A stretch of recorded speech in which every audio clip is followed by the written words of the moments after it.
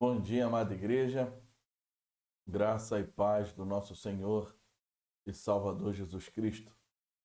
Estamos juntos mais uma vez na manhã desse domingo para poder louvar ao Senhor, engrandecer o seu santo nome e também podermos meditar um pouco na palavra do Senhor. Chegamos hoje então no término, no último estudo intitulado Andando nos Passos de Jesus. Durante esses últimos domingos, nós temos então estudado, pensado, analisado o que é andar nos passos de Jesus.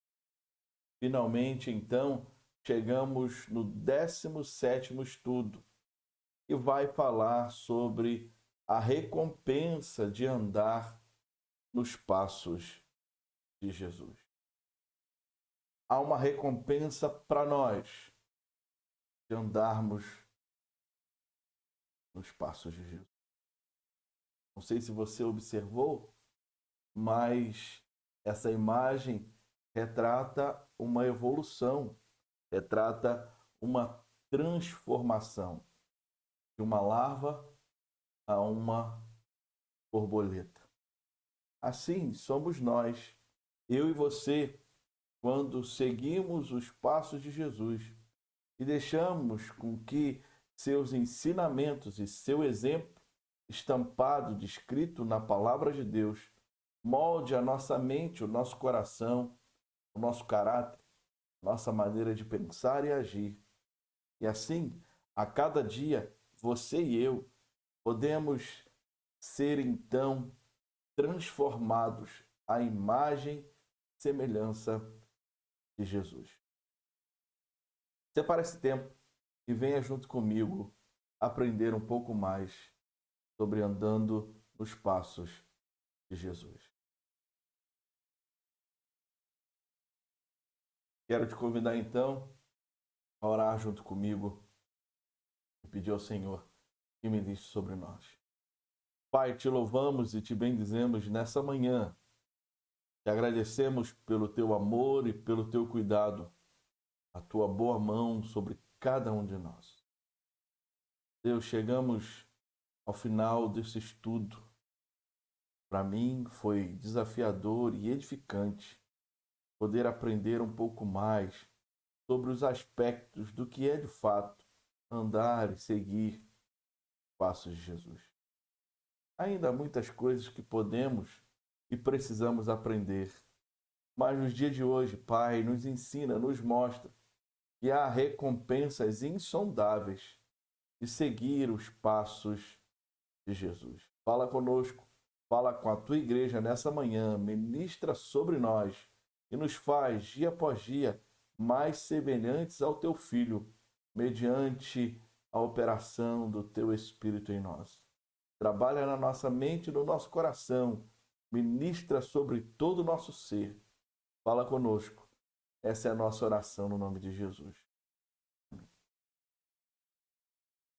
A recompensa de andar nos passos de Jesus. Quem de nós nunca ouviu essa pergunta quando era criança? O que você quer ser quando crescer? Por várias vezes, na minha infância, essa pergunta me foi feita. E confesso que, por muitas vezes e ocasiões, a minha resposta era totalmente diferente da resposta anterior. Muitos de nós fazemos esta pergunta a crianças como uma forma de conhecê-las melhor. Certa vez, essa pergunta foi feita a um garotinho que respondeu com grande entusiasmo: quando eu crescer, eu quero ser um homem.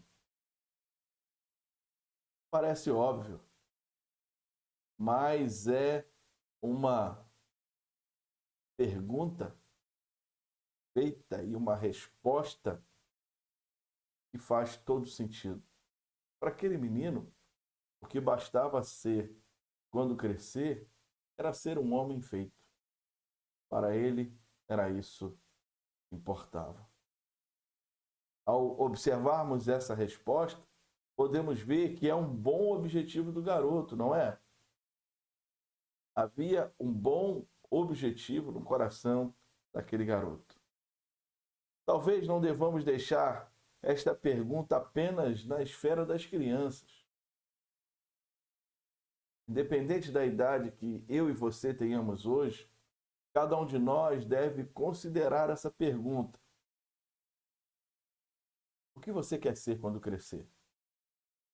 Ou mais precisamente, de forma mais precisa, de forma mais pontual, o que você quer ser quando crescer espiritualmente? Será? Qual deve ser o meu desejo quando crescer espiritualmente? O que eu quero ou o que eu queira ser quando de fato crescer espiritualmente? Uma vez mais, eu creio que devemos refazer a pergunta. Suponha que alguém nos pergunte: quem você quer ser quando crescer espiritualmente? Quem você quer ser quando crescer espiritualmente? Ao olhar para essa pergunta, uma resposta pode vir a nós. Todos queremos chegar à maturidade espiritual. Mas isso não é melhor definido em termos de quem, em vez de o que. Há uma grande diferença. Um crente que está amadurecendo espiritualmente passa a parecer-se mais e mais com o Senhor Jesus. Não seria esse o desejo do coração de cada verdadeiro seguidor de Cristo? Tornar-se dia após dia mais parecido com o seu Senhor Jesus? Ser mais parecido, tornar-se mais parecido dia após dia como Jesus? O pastor e escritor britânico John Stott escreveu estas comoventes palavras. Ele escreveu o seguinte: não estamos interessados em santidade superficial, uma mera semelhança exterior com Jesus Cristo. Não. O que nós ansiamos é uma profunda mudança de caráter, resultante de uma transformação de natureza e que conduz a uma mudança radical de conduta. Em uma palavra, desejamos ser como Cristo, isto de maneira profunda, completa, perfeita. Nada menos do que isso. Nossa, que palavras de fato profundas. Qual é o desejo do seu coração nesse momento? Em ter uma santidade, uma vida superficial ou uma vida mais profunda na presença de Jesus? Uma vida tão profunda de intimidade com Ele que a nossa vida seja capaz de ser mudada, ser transformada. É isso que você e eu precisamos buscar. Se assemelharmos-nos a Cristo é o desejo do nosso coração, nosso anseio mais profundo, como isso acontece? Como é possível isso acontecer? Como um crente torna-se mais e mais parecido com Cristo? Por meio de que processo o crente reflete mais o caráter e as ações de Cristo em sua vida? Que processo é esse? A Bíblia nos oferece respostas a essa importante pergunta. O texto de 2 aos Coríntios, capítulo 3, verso 18 vai nos ajudar nessa reflexão. E o texto nos diz assim: e todos nós, como de rosto descoberto, contemplando a glória do Senhor, somos transformados de glória em glória na sua própria imagem, como pelo Senhor, que é o Espírito. Para então entendermos esse verso, precisamos focalizar em duas palavras-chave. E as palavras-chave são transformados e contemplar. Eu quero então pensar com você mais profundamente sobre ser transformado a partir de agora. Transformado. Todos que têm depositado a sua fé em Cristo estão, de fato, num processo de transformação, dia após dia sendo transformado. Lembrem daquela imagem da lagarta que sofre um processo de transformação e vai ampliando os estágios até se transformar numa linda borboleta? O que isso implica claramente é que nós, eu e você e eu, precisamos ser transformados daquilo que atualmente somos para, de fato, aquilo que nós devemos ser. Em nossos momentos mais sinceros, nós crentes livremente nos conscientizamos de nossa necessidade de transformação. Se a minha relação com Deus é uma relação sincera, quando eu vou à presença dele em oração, em louvor, em gratidão, em quebrantamento, o Espírito fala conosco e nos vai levar a uma constatação de que nós precisamos ser transformados dia após dia. Ao olhar dessa forma, para essa perspectiva, vem claramente ao nosso coração de que a necessidade da transformação se dá pelo fato de todos nós ainda termos pecados em nossa vida. E alguns desses pecados, eles se apegam a cada um de nós e resistem a não nos abandonar. Há uma luta constante entre a carne e o espírito. Todos nós reconhecemos vários aspectos da imaturidade espiritual em nossa vida. Em muitas situações, nós somos imaturos espiritualmente. Queremos ser transformados. Precisamos ser transformados. Ao olhar para essa perspectiva entre querer e precisar, isso nos leva a questionar qual tipo de pessoa tem sido transformada. Em qual tipo de pessoa você tem sido transformado? Em qual tipo de pessoa eu tenho sido transformado? O que Deus está fazendo conosco? Ao observarmos essa pergunta, chegamos à constatação que o envolvimento de Deus em nossa vida é proposital. Deus tem um propósito na vida de cada um de nós. Romanos capítulo 8, verso 28, nos diz o seguinte: sabemos que todas as coisas, tanto as dolorosas quanto as prazerosas experiências na vida, cooperam para o bem daqueles que amam a Deus, daqueles que são chamados segundo seu propósito. Então, essa frase, essa explicação entre colchetes, tanto as dolorosas quanto as prazerosas experiências da vida, cooperam para o bem daqueles que amam a Deus, daqueles que são chamados segundo o seu propósito.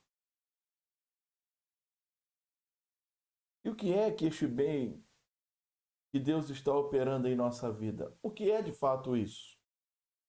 Romanos 8, 29 vai nos dizer: pois aqueles que Deus de antemão conheceu, ele também predestinou para serem conformes à imagem de seu Filho, a fim de que ele seja o primogênito entre muitos irmãos.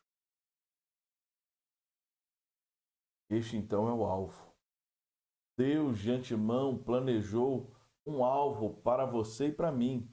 Deus de antemão planejou um alvo para nós, que é a nossa semelhança com o nosso Senhor e Salvador Jesus Cristo. Às vezes algumas pessoas dizem: só quero ser eu mesmo. Contudo, para aqueles de nós que processamos e em muitas situações professamos ser seguidores de Jesus Cristo, nossa aspiração deve ser maior do que apenas ser eu mesmo. Essa deve ser a aspiração do nosso coração, ser maior do que apenas nós mesmos. Temos um propósito mais alto, que é ser como Cristo, refletir seu caráter, andar nos passos de Jesus. Como o poeta Thomas Chisholm, nome difícil de pronunciar, Chisholm, expressou em seu hino: tenho um desejo profundo e supremo de que possa ser como Jesus, e só almejo com fervor que eu possa ser como Jesus. Nesse tempo, qual tem sido o desejo do seu coração? Essa pergunta eu preciso fazer a cada dia pela manhã, quando Deus renova a sua misericórdia sobre a minha vida. Eu preciso pensar nisso. Será que eu tenho um desejo profundo de ser parecido com Jesus? De ser como Jesus? Esse, então, é o alvo da maturidade cristã. O alvo é tornar-se semelhante a Cristo. Jesus é o modelo daquilo que os crentes devem se tornar. Ele é o modelo. Para entendermos muito bem isso, precisamos lembrar do primeiro Adão. O primeiro Adão rebelou-se contra o Criador, trazendo o pecado e seus efeitos prejudiciais a toda a humanidade, a toda a raça humana, a toda a criação. Como nosso representante, aquele primeiro homem, Adão, atrapalhou o desígnio de Deus para aqueles que levavam a sua imagem. Os seres humanos foram criados para refletir a glória de Deus de forma que nunca vista em qualquer outra coisa criada.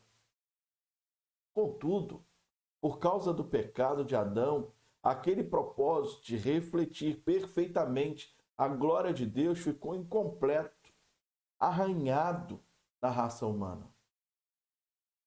Então, Deus, em sua infinita graça, misericórdia, sabedoria, amor, governo sobre toda e qualquer situação, envia o seu Filho Jesus. Jesus vem a esta terra como um verdadeiro ser humano, refletindo então perfeitamente a glória do Pai. Sem sombra nenhuma de variação, Jesus é o reflexo perfeito da glória do Pai. O autor aos Hebreus, capítulo 1, verso 3, vai nos dizer: o Filho, que é o resplendor da glória de Deus e a expressão exata do seu ser, sustentando todas as coisas pela sua palavra poderosa, depois de ter feito a purificação dos pecados, assentou-se à direita da majestade nas alturas. Jesus, o homem perfeito e sem pecado, ele é o protótipo daquilo que Deus fará com todo o seu povo redimido.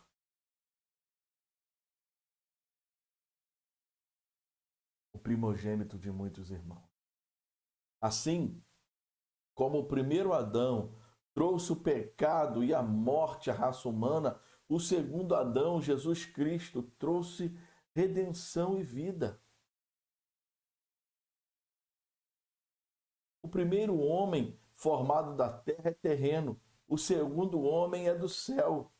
Como foi o primeiro homem o terreno, tais são também os demais homens terrenos. E como é o homem celestial, tais também são os celestiais. E assim como trouxemos a imagem do que é terreno, devemos trazer também a imagem celestial. Paulo vai dizer aos Coríntios, 1 aos Coríntios, capítulo 15, versos 47 e 49, o seguinte: o primeiro homem formado do pó da terra é terreno. Justamente aquilo que falamos, porém é pouco. O segundo homem é do céu. Como foi o homem terreno, assim também são os demais. São feitos do pó da terra. Como é um homem celestial, assim também são os celestiais.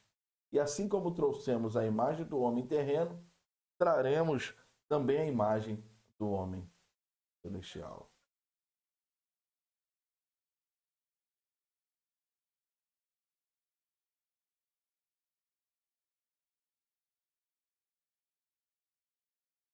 O Google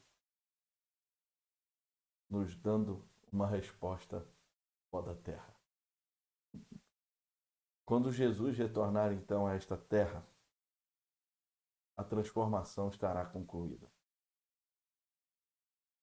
Essa é uma certeza que precisa estar no nosso coração. O apóstolo João nos assegura isso quando diz, lá na sua primeira carta, capítulo 3, verso 2: Amados, agora somos filhos de Deus, mas ainda não se manifestou o que haveremos de ser.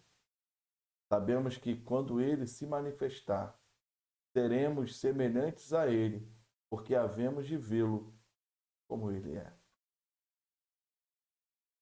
A partir daquele tão glorioso momento de transformação final, nós, os portadores da imagem de Deus, finalmente realizaremos nossa missão de refletir perfeitamente, de forma completa, a glória de Deus.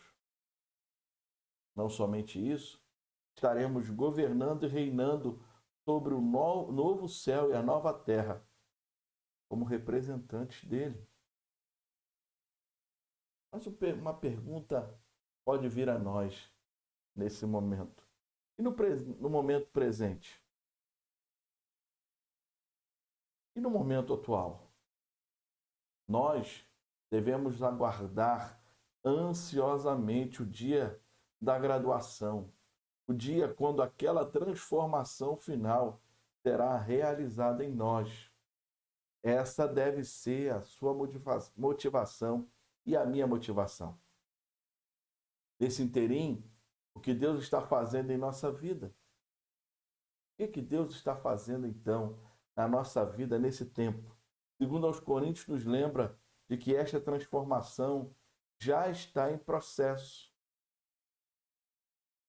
Todos nós, com o rosto descoberto, contemplando a glória do Senhor, somos transformados de glória em glória na sua própria imagem, como pelo Senhor, que é o Espírito. Essa transformação não é o resultado algum de algum plano de autoaperfeiçoamento, nem tampouco ocorre por meio apenas de nossos próprios esforços. Você e eu, nós, somos transformados à semelhança de Cristo. E essa transformação é obra do Espírito Santo na nossa vida. O apóstolo Paulo vai mencionar isso no versículo no qual nós lemos. Esta transformação é realizada pelo Senhor, o Espírito. Em 2 Coríntios 3, Paulo utiliza-se de analogia. Ele fala da analogia do véu cobrindo a face para demonstrar que aquele que não é redimido está impossibilitado de entender as coisas espirituais. Paulo fala deste véu espiritual quando faz a seguinte observação: mas a mente deles se endureceu, pois até o dia de hoje o mesmo véu permanece sobre a leitura da antiga aliança. Não foi tirado, pois só em Cristo ele é removido. E quando o apóstolo nos assegura o seguinte: quando, porém, alguém se converte ao Senhor, o véu é tirado. O Espírito Santo, então, nos atrai a Cristo, nos conduz a Cristo, remove o véu da nossa mente e coração, para que o vejamos como nosso Senhor e Salvador. Ele nos dá, o Espírito Santo nos dá olhos e ouvidos. Deixamos de ser espiritualmente cegos e insensíveis a Cristo. O Espírito Santo nos revela o Senhor Jesus não somente em nossa conversão, mas a cada dia. Dia após dia, o Espírito Santo vai nos revelando o Senhor Jesus. O ministério do Espírito Santo em nós consiste de revelar e exaltar a Cristo. À medida que ele opera diariamente esta revelação, somos mudados, consequentemente transformados. Como é então esse processo de transformação? Não é algo instantâneo, não é algo que acontece num estalar de dedos, mas é um processo progressivo e certo. Fato, metamorfose vem da palavra grega traduzida como transformado, neste versículo. Metamorfose, então, implica numa transformação progressiva, porém certa, de uma forma para outra. Lembra da imagem da lagarta sofrendo uma metamorfose, uma transformação e no final vira uma linda borboleta?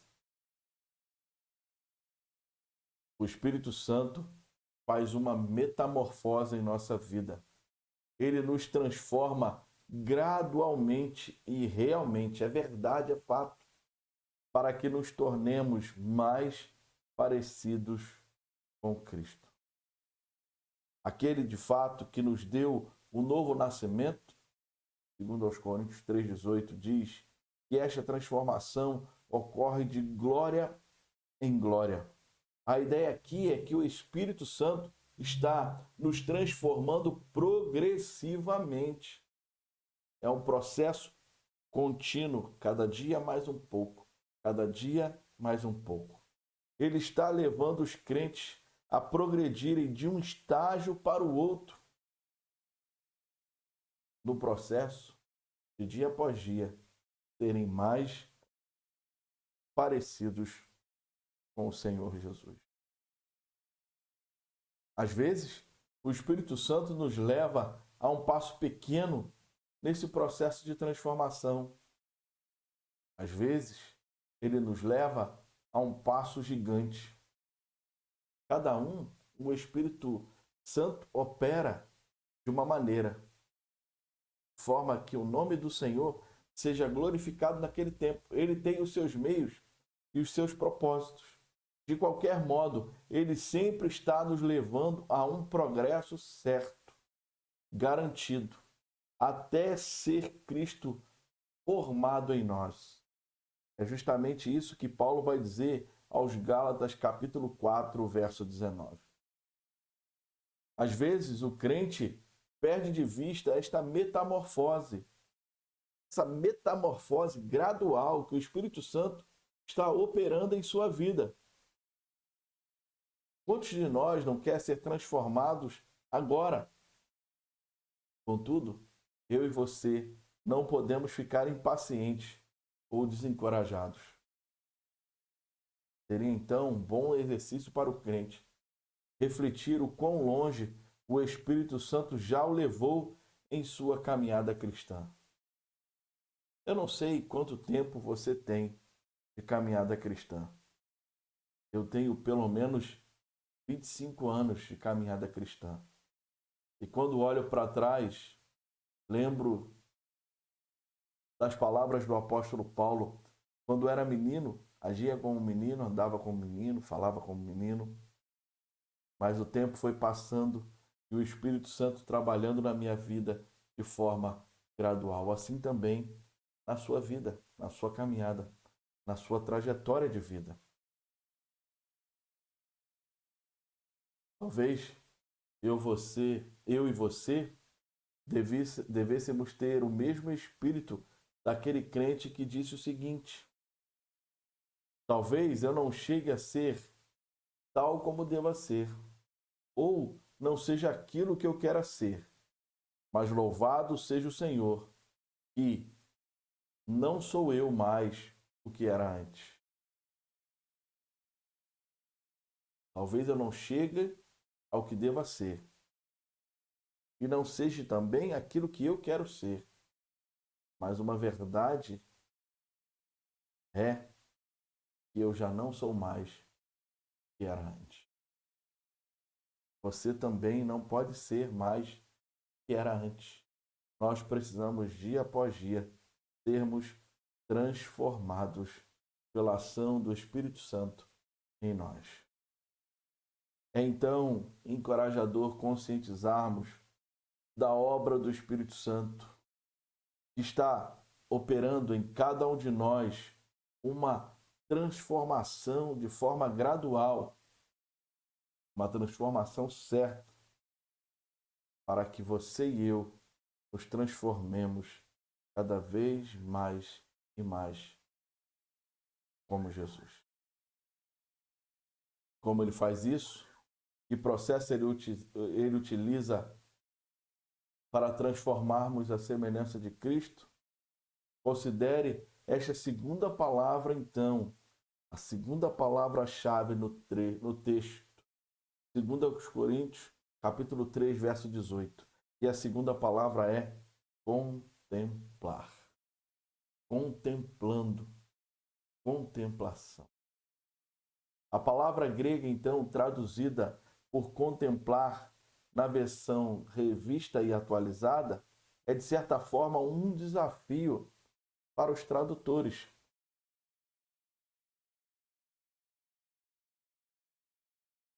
Em algumas partes, ela parece ter a ideia de contemplar. Olhar uma coisa imensa e consideravelmente. Em outras partes, este mesmo particípio traz a ideia de revelar ou refletir aquilo que está reluzindo. Ambas traduções são encantadoras. Você e eu, nós contemplamos Jesus Cristo à medida que o Espírito Santo remove aquele véu de escuridão espiritual para que possamos ver Jesus em toda a sua glória e graça. Paulo, em 2 Coríntios, capítulo 4, versos 4 a 6, nos diz o seguinte: nos quais o Deus deste mundo cegou o entendimento dos descrentes, para que não lhes resplandeça a luz do Evangelho da glória de Cristo, o qual é a imagem de Deus. Porque não pregamos a nós mesmos, mas Jesus Cristo como Senhor, e a nós mesmos como servos de vocês, por causa de Jesus. Porque Deus, que disse, das trevas resplandeça a luz, Ele mesmo resplandeceu em nosso coração, para a iluminação do conhecimento da glória de Deus na face de Jesus Cristo. Que texto glorioso! Para algumas pessoas foi dado o privilégio de contemplarem a glória de Jesus Cristo na carne. Pedro, então, testifica isso na sua segunda carta, capítulo 1, verso 16, quando diz: porque não lhes demos a conhecer o poder e a vinda do nosso Senhor Jesus Cristo, seguindo fábulas enganosamente inventadas, mas nós mesmos fomos testemunhas oculares da sua majestade. Não somente Pedro, mas de igual modo, João também atestou isso. E o Verbo se fez carne e habitou entre nós, cheio de graça e de verdade, e vimos a sua glória, glória como do unigênito do Pai. João capítulo 1, verso 14. Contudo, este privilégio de contemplar Jesus Cristo, é verdadeiro, mesmo para aqueles que não viram a Jesus com os seus olhos físicos. Nós não vimos o Senhor Jesus com os nossos olhos físicos, mas temos o privilégio de contemplá-lo mediante a palavra e a atuação do Espírito Santo em nós. Ao lermos a palavra de Deus como crentes, o Espírito Santo glorifica o Filho em nossa mente e coração. João 16, verso 14.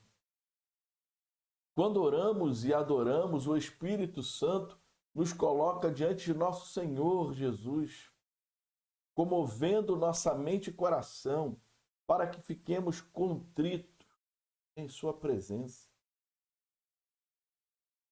Quando sofremos, o Espírito Santo nos aproxima de Cristo para que possamos contemplar nosso Senhor Jesus e a sua obra em nosso favor. Também começamos a refletir Jesus Cristo quando o contemplamos. Quando Moisés subiu o Monte Sinai, ele ficou exposto à glória de Deus. Ao entrar na presença de Deus, ele começou a refletir sua glória. Por sermos crentes, temos os mesmos privilégios que Moisés teve. Com o coração desvendado, olhamos para Jesus Cristo e vemos a sua glória. E ao fazermos isso, progressivamente refletimos sua glória em nossa própria vida. Enquanto somos transformados, a glória de Cristo é gradualmente vista em nós. Nós nos tornamos luas, refletindo assim a glória do Filho. Mas o que nós refletimos? Refletimos o seu caráter progressivamente, sua humildade sucessivamente produzida em nós. Sim, ela é. Sua compaixão é vista mais e mais em nossa vida. Sua alegria é cada vez mais evidente em nossa caminhada diária. Seu amor torna-se mais e mais evidente em nossos relacionamentos. Diante dessa análise, louvado seja o nosso Senhor. O mundo nota essa metamorfose. Por exemplo, quando os apóstolos Pedro e João foram presos e forçados a comparecer diante dos líderes religiosos de Israel, os membros do Sinédrio ficaram admirados com o seu comportamento. Atos 4, verso 13 nos diz: ao verem a ousadia de Pedro e João, sabendo que eram homens iletrados e incultos, ficaram admirados e reconheceram que eles haviam estado com Jesus. O mundo nos observa. Pedro e João estavam sendo observados. Que aqueles que nos observem possam ficar admirados e reconhecerem que nós, assim, semelhança de Pedro e João, temos tido um relacionamento estado com Jesus mediante sua palavra e atuação sobrenatural do Espírito Santo em nós.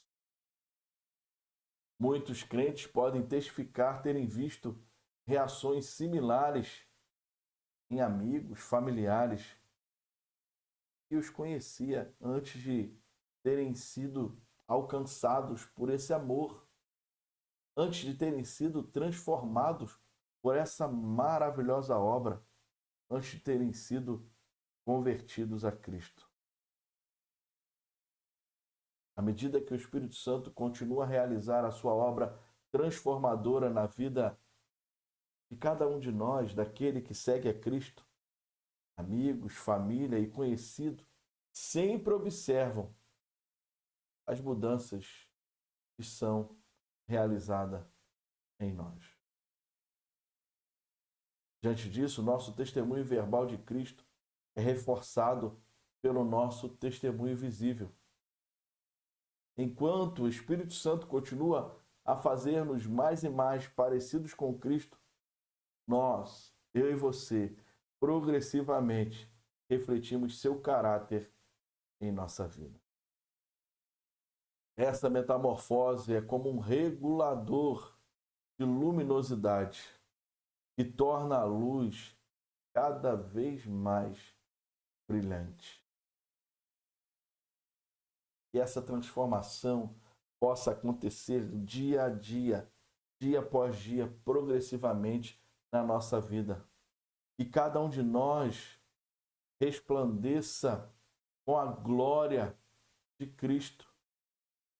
Cada um de nós possa resplandecer com a glória de Cristo. Concluindo então, chegando ao fim e ao entendimento daquilo que vimos até agora.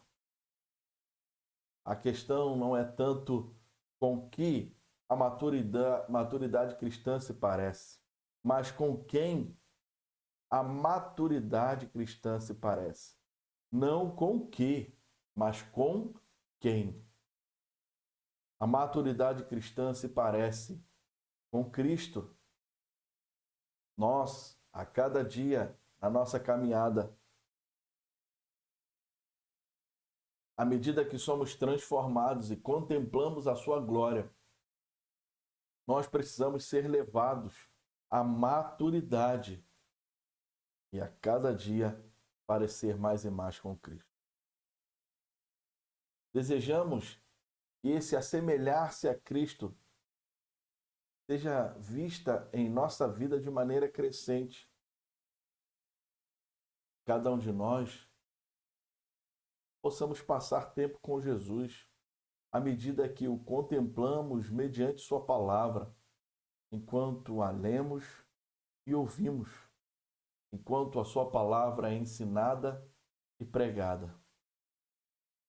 Passemos tempo em oração, gozando da comunhão com Ele, pedindo ao Espírito Santo que continue a obra que Ele já começou, que Ele continue essa obra de transformação que é progressiva, cada uma de nossas vidas. Dediquemo-nos a honrar a Deus, a adoração que exalta a Cristo, não nos contentando com uma adoração, tudo para mim.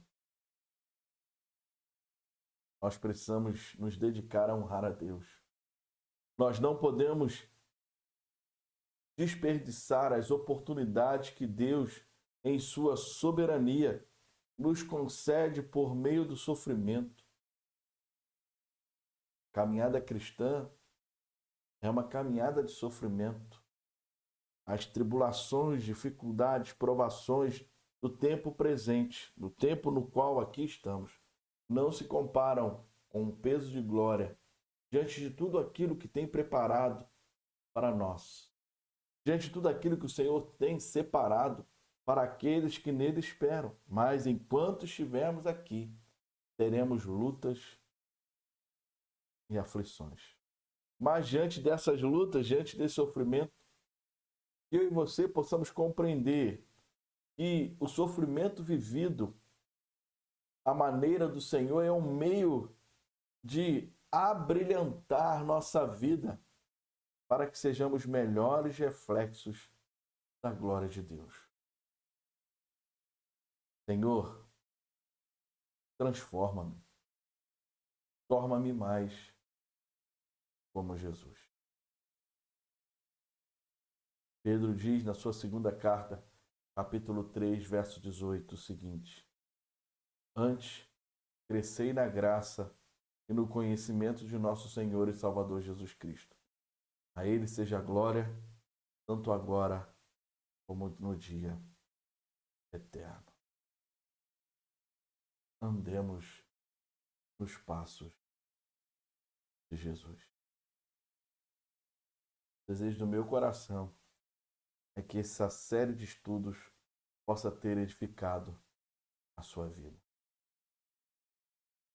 Eles estão no nosso canal do YouTube e você tem aí a oportunidade, sempre que quiser, rever esses estudos para que eles possam, cada dia, falar mais e mais com você.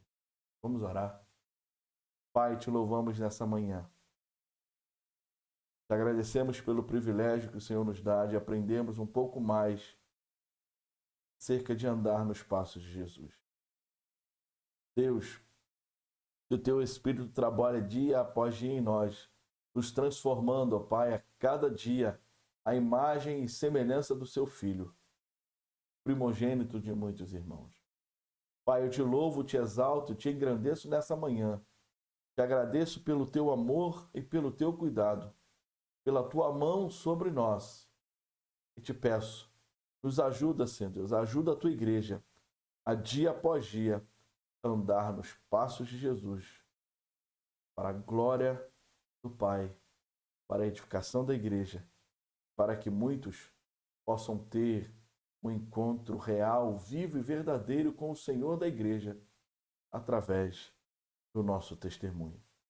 Assim oramos, agradecidos ao Senhor por tudo, no nome de Jesus. Tenha um ótimo domingo e que Deus te abençoe. Lembre-se, a igreja não é um lugar para frequentar, mas uma família para pertencer. A igreja não é um ponto de chegada, mas sim o ponto de partida. Que Deus te abençoe, que Deus te guarde. Forte abraço e fique